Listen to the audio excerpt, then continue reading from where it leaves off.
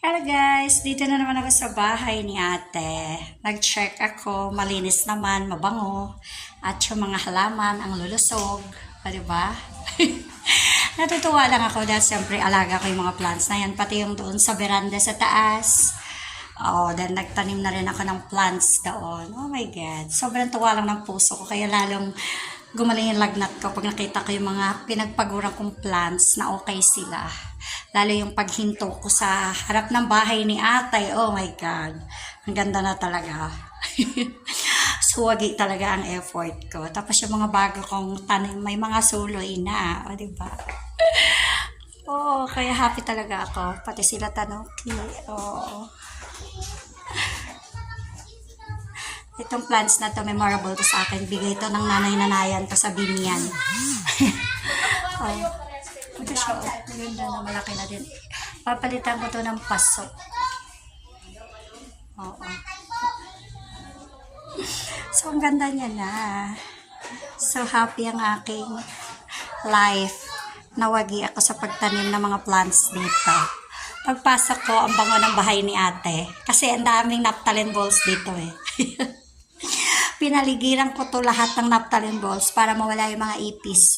Ang mga ipis lang ang kaaway ko dito. Kasi sila yung nagbibigay ng bad smell. O, diba? O, kaya, dahil wala na yung mga ipis, oo. So, wagi na talaga ang aking project. O, kung ako lang pala inom, nag-iinom na ako dito. Buti na lang, hindi ako pala inom. Kaya yung mga anak ni ate, walang kabawas-bawas. Sa totoo lang. Buti na lang, di ako umiinom. Mabait akong tao. Plain ako. Nag-iingat ako sa sarili ko. Dahil ang pag-iinom ay walang magandang ikadudulot sa katawan yan.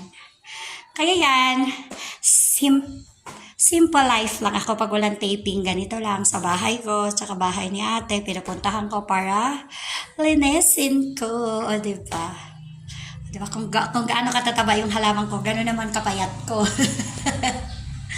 Kasi siyempre, kailangan talaga payatot dahil sa nature ng work ko, hindi ako pwede tawawa. Kaya kailangan payat ako. Kailangan lang sexy ako. O, diba? So, gaano na ako kapayat ngayon?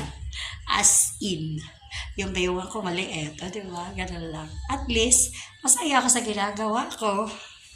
Hi, shout out to you ate. Ito naman, binidyo ko na naman tong bahay mong may multo. Joke.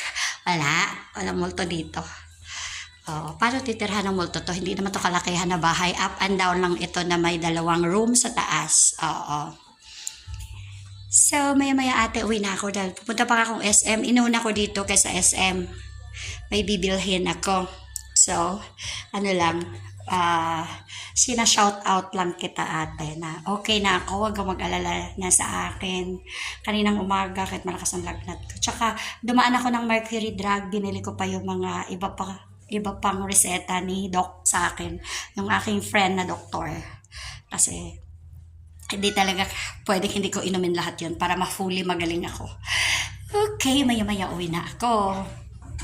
Masaya na ako na okay yung mga plants. Matataba na sila. Bye everyone!